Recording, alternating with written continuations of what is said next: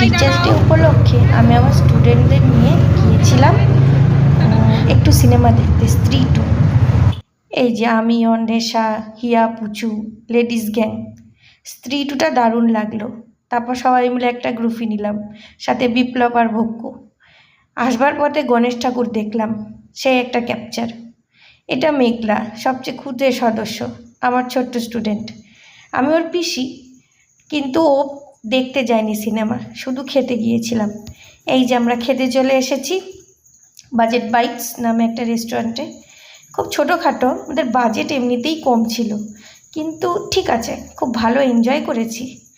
এখানে মোটামুটি সবাই কন্ট্রিবিউট করেছি, দারুণ এনজয় হলো।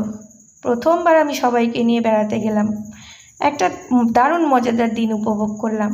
অর্ডার করেছিলাম রাইস, মিক্সড রাইস আর এক চিলি গার্লিক, তার সাথে এই ড্র্যাগন চিকেনটা, দারুণ লাগলো।